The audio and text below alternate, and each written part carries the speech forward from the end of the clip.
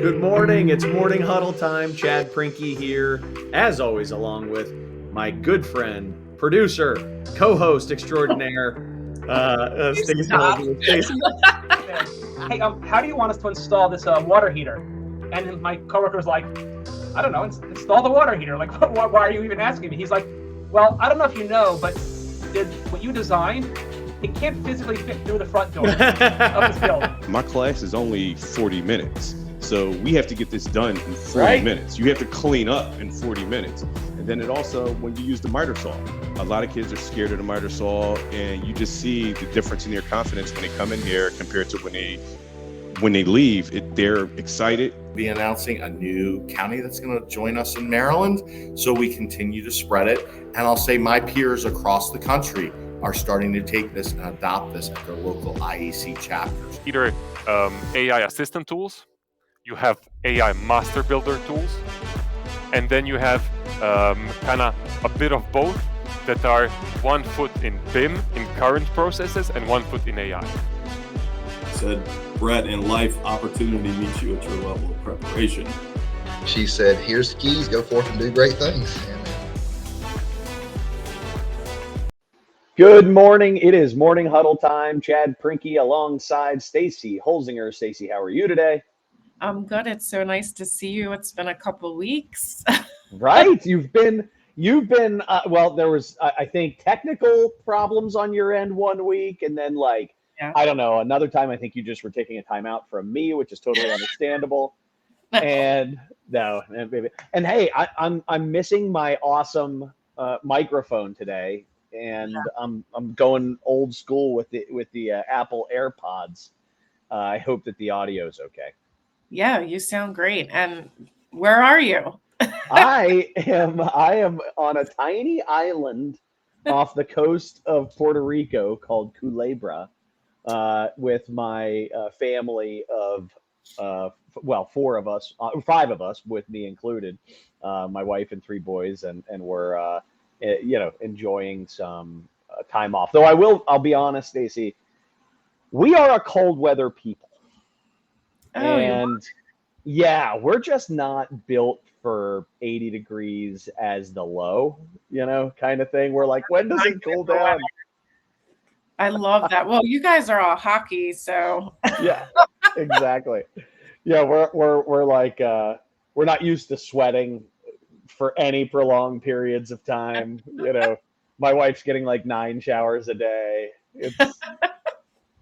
Yeah. Well, that's nice. I'm glad that you have some time to you've been kicking butt since I've known you, but especially with your business. So it's good to get some relaxation time in there for you. I go hard, Stace. Yeah. And we are really enjoying some time. I'm enjoying some time off. And I was like, ooh, I get to do the huddle from Puerto Rico. It's the opposite of a feeling of work. And I think that's because I get to hang out with you and awesome people like our guest today. Yeah. Who I can't wait to bring on. So, Stacey, what's going on in your world? Yeah, well, this morning I know we all woke up to some really horrible news with the bridge collapsing, and I just wanted to give a shout out to our construction community. Our prayers and heartfelt concerns are with you, and the commuters that are on that bridge. And I'm so sorry that happened. And I'm sure our community is going to step up in this area to, help the families. And as we learn more details. Yeah. Yeah. It was, woke up to it here too, checking my news feed and had to, double and triple take, like, really? Did that actually happen? I know, there's obviously, always risk of that type of stuff. I wish, but I don't think about it like the bridge collapsing as much as the bridge being struck. Mm-hmm. And that, you know what I mean? Because I don't think it was a failure in it. I don't know, but I don't think it was a failure in engineering or design. I think it was just, it was just hit by, 1,000-foot long vessel. And thank God it happened at 1:30 in the morning, as opposed to 1:30 in the afternoon or rush hour in the morning or something like that. That would have been, the numbers would have been staggering. And one is too many, but it's in the middle of the night certainly minimizes the human impact of that, which is Yeah, it looked like the at power least good was news. cut off from the ship is what they're showing. They haven't confirmed that yet, but when you see the video, you can see the light flickering on the ship. So I wonder if that had something to do with it. Well, I'm sure we'll learn more, but in the short term, I'll echo your sentiment. Certainly, hearts go out to the people whose family, the people on that bridge, and the families who are impacted by that. It's tough. That's tough news, and tough for the city of Baltimore overall. And but like you said, I know we'll pull together. Baltimore does. It's an American city thing. We do a pretty good job of that, of pulling together. So. I want to introduce our guest this morning. His name's Neal Rackleff. He's a friend of mine that kind of happened on accident, as so many of the best relationships I think do. I got to meet Neal in some shared work with a developer client where he was on one end of services for this client, and I was on another end of services for this client. We ended up just overall feeling like, we spoke the same language, even though we were on very different ends of an issue. So I'm going to bring on Neal. I'll do a little bio here just to set the scene, because it is Neal has a varied history, and it's kind of complicated. So go with me here. So Neal has helped public and private sector companies, nonprofits, and governmental entities to develop affordable housing for the most part and revitalize communities for the past 30 years. So in his legal practice, he helped clients produce thousands of affordable homes funded with hundreds of millions of private debt and equity combined with federal and local dollars. After serving as a partner at Lock Lord, he now has started his own firm.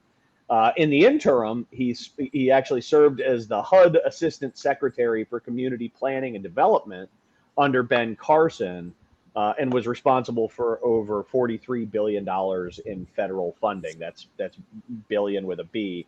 And he also served during that interim time, but between law practices, as the Director of Housing and Community Development for the city of Houston. So it was in Houston that Neal and I got to know each other. Neal, I know, is in his office right now in Houston with a beautiful backdrop. Neal Rackleff, thanks so much for joining the Morning Huddle. It's great to be here with you. And yeah, Chad and I are kind of kindred spirits. I went to some function on a project we're working on, and he was talking about trust and transparency and working together. And I was like, this guy's speaking my language. He's awesome. Yeah. And what's cool is, even though, and I've gotten the opportunity to hear you speak now on a few different occasions as well. And it's very much the same language, but it is a completely different experience and viewpoint on things. And so what you have as your background and experience couldn't be more different than what I've had as my background and experience in terms of, my work has been exclusively with private companies for almost exclusively with private companies. With the construction end of things, which is kind of where we're dealing with, right? I'll throw quotations around that, dealing with the whole world that's been your experience, which has been obviously mostly on the government funding and private funding developer side of things, where just all the stuff that has to happen to get construction to go, to get the money in place to get construction to go. So the purpose of our conversation today is really to talk about that overlap, that what we've both seen, and I'm really mostly interested in your perspective here, but I'll chime in periodically, is in what it takes to create effective public-private partnerships between public entities and private entities to create construction projects. And again, you've been behind billions and billions of dollars of funding along those lines, and I think seen it done really well and seen it done really poorly. I've seen both ends of the spectrum. Very bad. So, I've seen it done horribly and seen it done extremely well, and kind of and then a lot in between. So well, let's kind of start there. Let's start with a description of just high level couple minutes, in your experience, when it's done well, when there's an effective public-private partnership behind a construction project, what does that look like? Well, I think it actually comes down to pretty simple principles. Like when you have a high level of trust amongst the government partner and the private sector partner, you have transparency, clear information, ensured objectives, things, and also mutual appreciation for the challenges that both sides face, then you tend to do, things tend to go pretty well, right? Where things get bogged down is when you have pride and arrogance on either side, and a lack of consistency in understanding the rules of the game that you're playing by. Then people tend to get at odds with each other and start butting heads, and you end up not having nearly as productive a partnership. Love it. Yeah, so what that looks like in terms of real impact, one of the things you've shared with me that, as dumb as it sounds, I was blown away. It was like a real eye opener for me to think about the fact that, you're saying, look, man, the government needs to spend this money. They really desperately want to get this money deployed for its purposes. And there are billions of dollars sitting there struggling to get into the market. And to me, that's shocking that there are billions of government dollars tied to affordable housing in this case. And I'm sure we could, the list is longer than affordable housing. Yeah. Look, it's a lot of the stuff that the public side does is really counterintuitive to what the private side is used to, right? Right. Like, I've worked as an attorney for private sector real estate developers, and they don't have a problem spending money. That's not a difficulty, right? The challenge is qualifying for loans, raising equity, getting the money. Spending the money is not hard. So when I was the housing director for the city of Houston, we were responsible for about $70 million a year of HUD funding that comes to Houston and would go to my department. And my job was to make sure that money got spent in a timely manner, because HUD would penalize us if we didn't spend it quick enough. And you had to make sure it got spent on projects that were actually good deals for the taxpayer, not stupid boondoggles or wastes of money, right? And you had to follow all the federal rules and make sure that the city didn't get dinged by HUD and get penalized and have to pay them back. So you would think that it wouldn't be that hard to spend $70 million a year of sort of free money.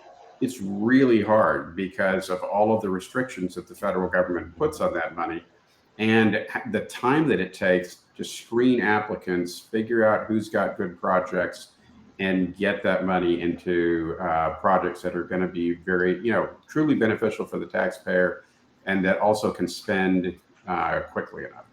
So yeah, a lot of weird counterintuitive shiz. Yeah. That's just when it comes to getting the funding, right? Like getting it moving, let alone once a project is actually underway and the kind of dynamic that maybe gets created there. But just hearing what you said should give listeners who don't have experience with public entities, at least it did for me, some awareness that, there's a lot of responsibility that these people have, right? They have a high degree of responsibility and accountability to use taxpayer dollars correctly. And that's a real, that's not easy. Oh yeah. I mean, look, when I was the housing director, I used to lose sleep over what happens if we put this money into a project with a private sector partner who doesn't have the sophistication to develop the project successfully, right? Or they're dishonest and they shaft the federal government, or they just go out and break the rules and cause us to get pounded on by HUD. On the public side, that's the kind of thing that gets you fired. You don't want your project to wind up in the front page of the Houston Chronicle friend of mine used to say when making decisions, does it pass the Houston Chronicle test, Neal?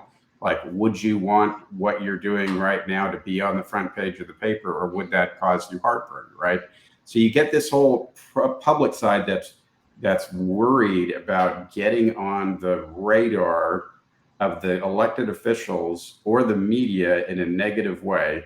And so they're often tenuous and reluctant to move forward swiftly, which is what the private sector needs, right? And so you got to, when you're in that public seat, you have to sometimes recognize that, like, look, you know, the worst thing we can do is not act, right? Is not make decisions and not provide consistency so the private sector partner can move forward. Sometimes the public sector side, the partners just become, they get into analysis paralysis, and that ends up causing problems on projects. But I'll tell you another thing that has been a revelation to me was when I first went to work for the city of Houston, you know, as a summer intern while I was still in law school, you know, making $13 an hour or whatever. I was like Alex P. Keaton, to use, you know, to date myself with. I was like this super little conservative guy going to City Hall. I thought, man, you know, these folks at City Hall are just going to be lazy and stupid, and all bureaucrats are yeah, exactly, are a bunch of knuckleheads, and you know, they can't get stuff done like we do in the private sector. I truly, I hate to admit this, I truly believed this back then. And when I went to work at the city, I found I was completely wrong. Total paradigm shift. I was like, most of the people that I worked with were very hardworking, very smart, and doing a really good job. But here's the key that the private sector needs to understand. Almost everybody in government, particularly in local government, has 3 times the amount of work they can possibly get done in a day. And it's not their fault, right? You know, nobody wants to raise taxes. Everybody wants the government to move at light speed, but nobody wants their taxes raised. And, you know, look, I'm anti-tax to a degree as well. I used to be hardcore anti-tax. Now I've realized that, you know, you have to have a reasonable level of taxation to have a functioning government. If you're super anti-tax, go spend some time in a country somewhere where they have no taxes and see how it goes. You know, yeah, you don't have roads, you don't have sanitation, you don't have anything that is civilization, right? So sometimes and I'll be a little political here. I just don't care. I told you I'm a little unhinged this morning. My normal demeanor is like sleep deprived Neal. By the way, we got sleep deprived Neal. It's perfect. Let's lay it all bare, Neal. That's right. So it's like you got really sort of Republican idea that every tax is evil. Yep. That's stupid, right? You know, if we don't have a certain level of taxation, we don't have a functioning government, and we have chaos and anarchy, and that sucks. Let me just give people a news flash, right? That doesn't work. So you've got to have a reasonable amount of revenue for the government to function. And here's the dilemma that the bureaucrats have. And I actually don't use that term pejoratively anymore like I used to, right? Right. Tremendous respect for public servants. But they're subject to the whims of knucklehead elected officials, some of them are, who just keep voting for crap and keep adding program after program after program to the same staff of people that were doing the programs that the last 10 knuckleheads threw on top of them, and they don't hire more people, right? Look, so if you and I were in the private sector and we had a factory and we built waffle irons, right? And we decided that we wanted to go and we wanted to build washing machines, you know, clothes washing machines too. We would really be careful in measuring the cost, right? And determining, do we have the resources? Do we have the people with the skills? Do we have the capital necessary to, you know, continue to build our awesome waffle iron line and add washing machines to it? Right. You know, you'd be really careful about that. Why? Because if you make the wrong decisions, you go out of business in the private sector and you cease to exist. You die, right? Well, in government, you could be, you know, making your waffle irons, and then some genius says, well, you need to make washing machines and anvils and, you know, freaking vacuum cleaners or whatever. And yeah, we're not going to bother to hire the right engineers or manufacturing people to do all the rest of that stuff. Why don't you know, the waffle iron folks, that team, you're great at that. you probably can do everything else in the world we throw at you and the stuff that you were doing to begin with. So you get this situation over and over where the government employees have way more than they can ever get done. Yeah. And if you don't recognize that, you fail to recognize that at your peril. And I'll give you an example. So a friend of mine who worked in the construction and development industry for years, like 20 years previous to when I worked with him, he worked at the city planning department. And he said one day him and this other low-level bureaucrat guy were sitting there, in the permitting office, and some real estate developer came in and was just a total jerk, and was yelling at him and saying, I got to have this, permit done in 15 days, and you idiots, got to get this done for me. Just berated them. And they just sat there. He said they both sat there quietly and nodded and listened. And when the guy got done and left, his friend took that guy's application in the stack and he put it down at the bottom. He said, that's going to cost him 30 days. So what did that idiot achieve? He just slowed down his project. Why? Because he treated those folks like garbage, right? And they're doing the best they could, right? So you have to recognize that just like in the private sector, you've got all kinds of constraints and challenges. The biggest challenge that your public sector counterparts have is time, believe it or not. It is that they don't have enough time to get these things done. Look, I've been a partner at a major law firm, an associate at a major law firm. I've worked in a lot of different roles. The hardest job I've had in my life was being the housing director for the city of Houston. By far, I worked more hours in that job than I did as a lawyer at a big time law firm, and those places aren't known for light, vacation friendly schedules, right? Right. And it was insane how difficult it was. It was incredibly difficult.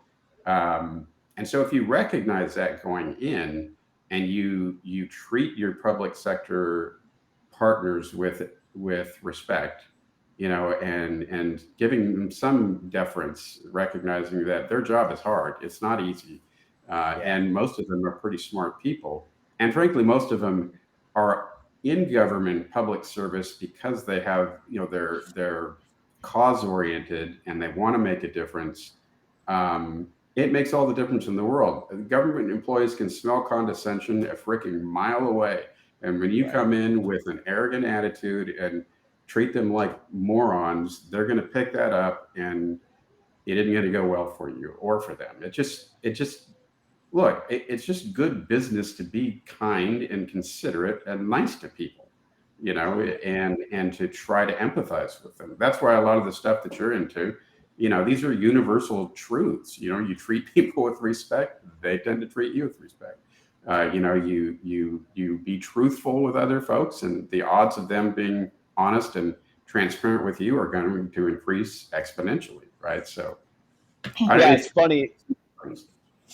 The work that I've done and the work that you and I have actually done together in those forums, it's almost like a magic trick to folks. They're like, how did we get everybody working together so effectively? It's like, all we did was created a forum where they got to know each other as human beings, and where they actually did build a sense of empathy and shared appreciation for the challenges and the needs of each party. And what you've done really well so far in today's conversation is, I think, made clear the realities facing public sector people and what they're worried about, what their priorities are, and what their challenges are. And if I could simplify what I think I heard you say is, their priorities are to efficiently, effectively, and ethically deploy taxpayer resources to the causes that elected politicians, right, that elected people have selected. And their worries are that they're in some way not doing, not meeting one of those requirements of efficiency, effectiveness, and ethics. Right. You know, and fundamentally that costing them their job, that costing them whatever potential future they were looking for, you know, in trying to build in their careers, which we can all relate to. And then their biggest challenge is time. They're time crunched because to get more resources, they need more taxes, which, as we've established, is a very unpopular. It's a very unpopular thing. So to get more tax, you know, here's more policies, more programs, more things that we want you to push, and no more resources with which to do it. Does that summarize it? It does. But I'll also say, too, that, look, I've been really lucky in my career because when I first started in government, I got to work as the sort of right-hand man to this guy who was a multimillionaire real estate developer. You've told me about this guy, yeah. Finance kind of genius. That the mayor said, hey, I want you to oversee all of our housing revitalization and public-private partnerships, right? And this guy was just brilliant. And so my approach in government has always been to take a more business-like angle in terms of getting things done quicker. And sometimes when I'm sort of, you know, giving what advice I might have gleaned over my funky, weird career, you know, to public servants, is I'll tell them, like, look, don't get so bogged down in having every single jot and tittle be perfect that you don't move forward. Because when you have to spend those funds, you have to act. And the worst mistake you can make is inaction, right? Is just stall because you don't have the guts to make a decision and move forward, right?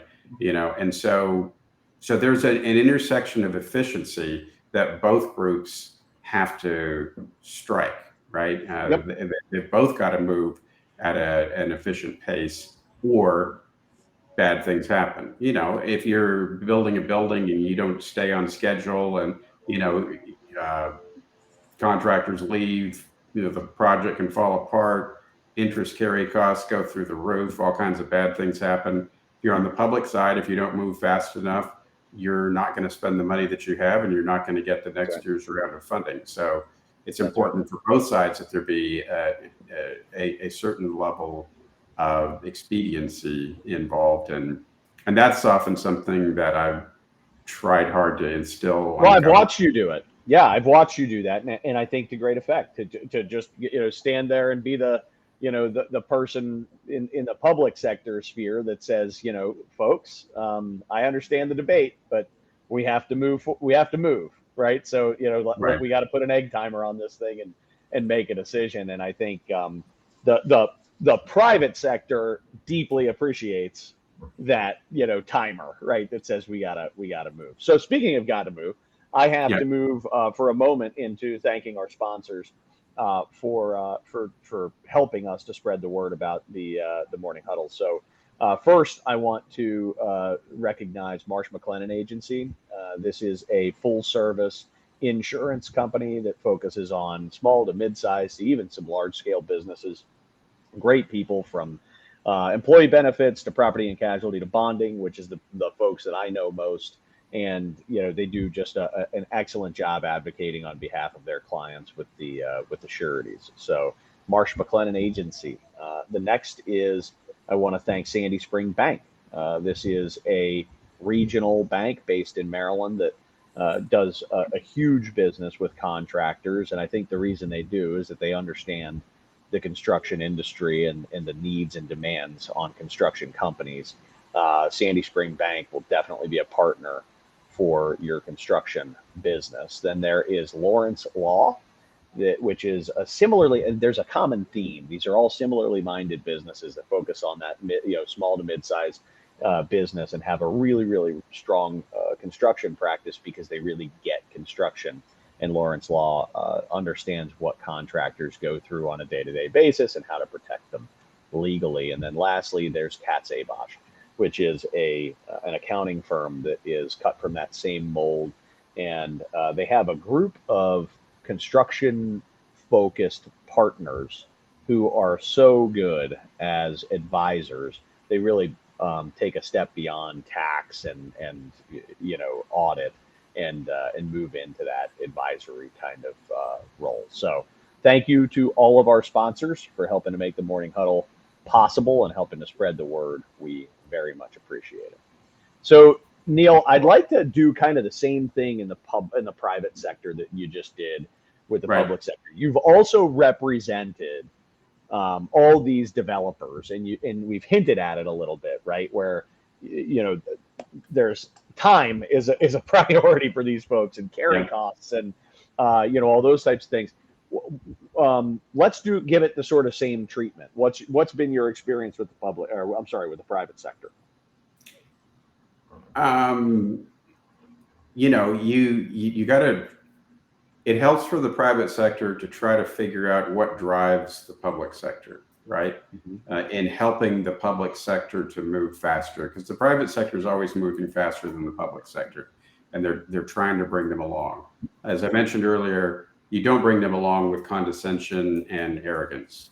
That compounds the negatives and slows things down. But you really just got to try to figure out what is driving them. I worked years ago on a big economic development project, a company called Gulf States Toyota out in Texas that has the rights for distributing Toyotas in like 5 states, right? They had this big vehicle processing center in Houston, which was the cash cow of their $1 million empire. And they were looking to do another vehicle processing facility somewhere in Texas. So I was negotiating with cities for economic incentives to land this big project. And we went to Temple, Texas, and had this killer deal where they had an economic development corporation that was going to contribute over 300 acres of land. They were going to put in $17 million for all kinds of infrastructure.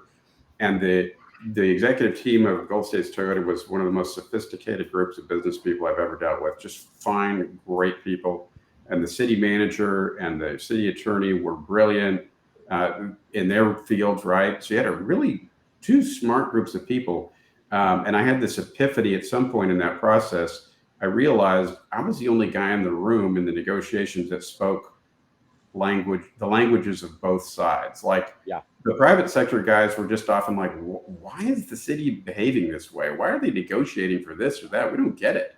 Because we'd go have dinner after a round of negotiations, and I would be able to explain to them, they got a tax increment finance district, and they've got property tax revenue that goes into this deal, and they've got bonds that are associated with it, and their concerns actually are rational when you understand them, right? And they'd be like, oh, okay, well, we get that. And I was able to talk to the public sector side folks and help them to understand, look, these private sector guys have certain constraints on timing and how quickly they can move, and they want to bring this $150 million project to your city with 100 to 200 really cool jobs, but they've got these constraints. So just having enough communication in a respectful environment of trust, where you both slow down a little bit and get to understand better what drives each other, so that you can help each other succeed, can work miracles in these situations. But often there's not good communication. Each side doesn't really understand what's driving the other side. I mean, a micro version of this was the project you and I worked on where the county had these stringent parameters about the construction, the sign at the construction site, right? Yeah, that's right. And the private sector guys were like, are you freaking kidding me? You care what color it is and what font it is? You're slowing down construction. Are you guys out of your minds? And it wasn't until I kind of let them know that, well, guess what? They have county commissioners who really care about that freaking sign. And if it's not right, and the commissioner rides his bike by that site and sees that they screwed it up, people might lose their jobs. And then the private sector guys were like, oh, wow, we didn't understand that. Yeah, you're not just pointing to paperwork and saying you missed the screw pattern on page 5, right? They weren't just there were some real, albeit a little annoying, right? There were some real human reasons, and I think when once the private sector guys figured that out, it was like one big deep breath, kind of a smile of recognition, because we can all relate to that feeling of like, yeah, I get it. You got certain people who are worried about certain things, and everybody found a way to accommodate and relax and move forward. And but that's what happens. One side is acting in a way that is seemingly incomprehensible to the other side. Why would you act this way? Are you crazy? And the answer is almost never that they're crazy. Right. And it's the answer is there's something. And so I love that. Slow down. To slow down to speed up. It's slow down. Let's figure out why these things are happening. Let's have the courage to ask those questions. And I always use this term, Neal, and you've heard many times, to start by assuming positive intent. Right. Don't assume that they're trying to hurt you. Don't assume that they hate you. Don't assume that they're crazy. Assume that there's some positive intent behind this, and that there's actually reason.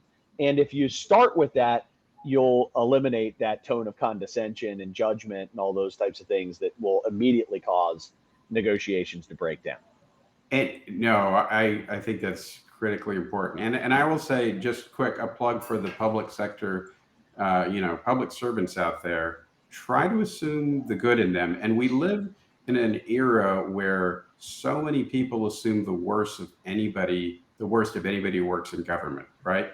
When I was at the federal government, the mother of all bureaucracies, right? I had about over 800 employees in the federal government reporting to me. And guess what? I found out that the overwhelming majority of them were not only smart, but really smart. And the top level people at HUD headquarters were freaking brilliant. I mean, genius level kind of people. And all you hear constantly is everyone and their brother whining about how dysfunctional the federal government is.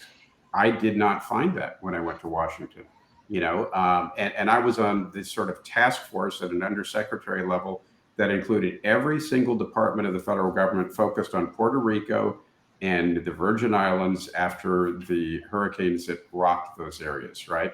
And I saw person after person, men and women in, the Education Department, Treasury Department, Department of the Interior, Army Corps, brilliant, hardworking people doing their very best to help people in need. And then, there was so much criticism of the federal government's response in Puerto Rico. Well, guess what? I went there about 5 times during all the aftermath, right? And HUD handles a lot of FEMA does the first response kind of stuff, and HUD handles the long term. Well, over a year after the storms in Puerto Rico, everywhere I went, and I'm kind of an infrastructure geek, right? I was going to water plants and sewage treatment plants, and everywhere, guess what I found? FEMA generators with, burning diesel, keeping the electricity on in Puerto Rico like a year after the storm. That's what was running the whole Commonwealth, right? And yet a lot of people acted like, oh, the government's doing nothing to help the people in Puerto Rico. My gosh, the amount of good they did there was mind-blowing, and you would have thought that nobody lifted a finger to help them, and it was just wrong. I mean, these generators were at hospitals. They were all over the island because their infrastructure, electrical system just cratered, right? And so I actually came away from my service in federal government very optimistic that our government's in good hands. And I would say to the people who say, oh, it's the deep state, it's the swamp, all this bull crap, right? Which is just pure bull crap. Show me freaking evidence of that stuff, you conspiracy nut jobs, right? It just pisses me off because I found good people all over the place doing good work. And look, I tell people, you think the federal government's run by just a bunch of idiots and deep state people are trying to destroy the country? Do you know anyone who works for the federal government? Chad, do you know anybody who works for Treasury or FBI or? Yes, one. Yep, I do. What's the person like? He's awesome. Yeah, great guy. Not a moron. In fact, not a moron. No, he's not an enemy of the people of the United States. Definitely not an enemy. What a shock, right? And yet we have a wide swath of people in this country who think that the employees of the federal government are out to destroy the government and to ruin their lives. It's preposterous, and it is irresponsible. Yeah. And we need to be more grateful for the good people on the local level and on the federal level. When we had all these hurricanes in Houston and problems down here, you know what I saw? An enormous level of an uptick in respect for local government leaders, because people saw them actually, and during the pandemic, out there doing good stuff. So we got a lot of good people in government. We do. Just be grateful for them and quit hassling them all the time.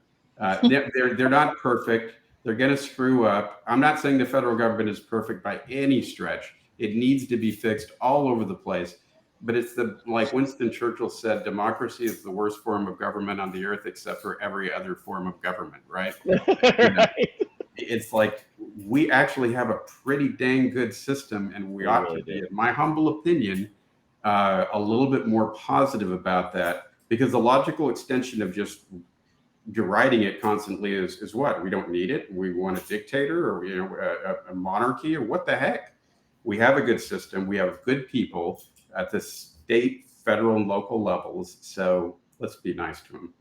And go pat them on the back. Go buy them a frickin' Egg McMuffin or something. The guy's working in construction. Don't run them over in your car because you think that they're your enemy. It's just this is my little bit of unhingedness. It just I just want people to be kinder to their colleagues in government, and more grateful for the good work that people do.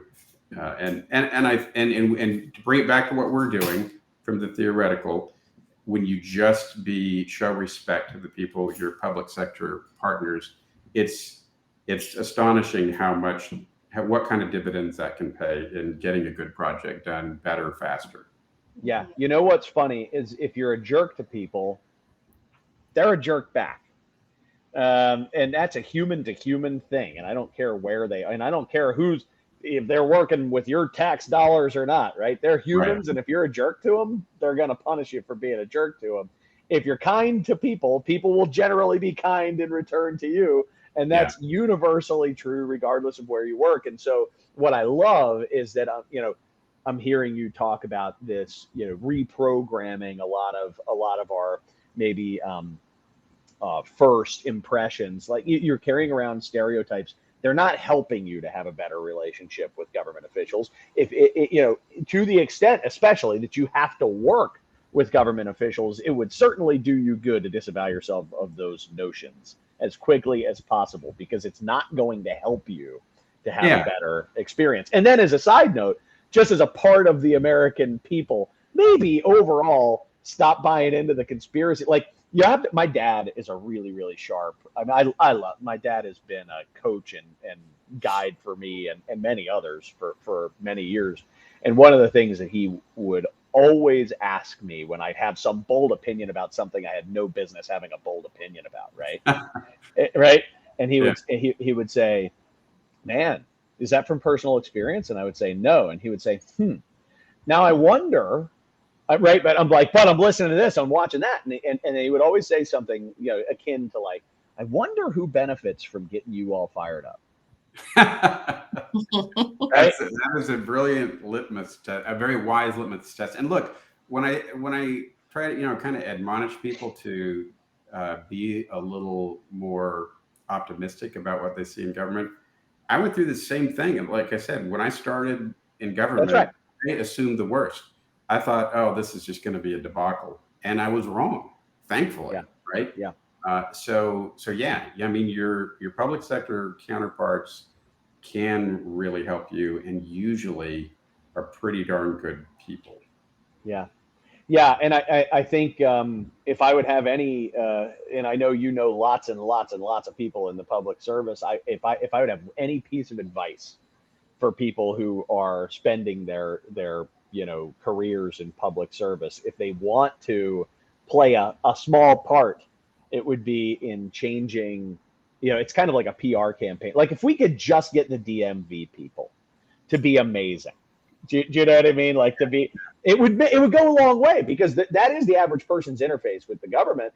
and it's not always pleasant. You know, when you have, and by the way, I've had some awesome experiences at the DMV myself, really. Right. Just as a side note, but I think there's a case overall to be made that, like, you know, the average American is going to interface with their government a handful of times a year. And, you know, it would be really interesting to see the government invest in, you know, customer service. And I'm sure they are, but like just creating wow experiences for the average American in those situations, I think would go a long way in terms of public opinion. Yeah, you know, and look, and the DMV folks are a classic example of everybody wants them to move faster, but is anybody providing the funding to hire enough people for them to increase their volume like you would in a business, right? You know, if you can't get to the tables fast enough in a restaurant, you need to hire more servers, right? And when you and then everybody wonders, gee, how did this happen? Well, but now I will say, you know, growing up in Southern California, the DMV was at least back then was a nightmare. And for a while in Harris County out here in Texas, they had generated a fair amount of efficiency, and going to the DMV ended up, for me, on several occasions, to be pretty darn effective. But a lot of that is adopting, you know, total quality management kind of principles and process improvements in government. And so there are things, for people who want to get into public service, there are ways to improve the processes and yield better results for the citizens that you serve. So, well, keep doing the work you're doing. I know you're working it on every side of the equation with clients in the public sector and clients in the private sector. And, you know, I enjoy every chance I get to interface with you, Neal. It's been a pleasure having you on the show. Likewise. Thank you very much. Have a great day, y'all. Thank you. Thank you. Thank you, Stacy. Have a good one. Stacy, let's do a little cleanup. Neal is, he is a smart dude, isn't he? Yeah. That is awesome. I love, I always come away from my conversation with Neal having learned something, and if, as long as I'm open to it, changing my perspective on things. I hope some audience members got that too. Stacy, what do we have going on next week? So next week, we're going to have a discussion on AI and automation with Adam from JetBuild. So we're getting into our April guests, and then they were all announced, and I had posted that and sent out that email. And then we have one more month in May. We also can announce, I believe, we're going to Skills USA competition in June.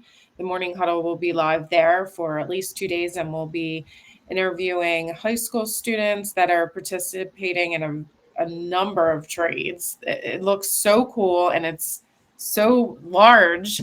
We'll probably talk to contractors there and CTE instructors and a bunch of other folks about how they're recruiting skilled trades and all about the competition. So that'll be really fun and exciting.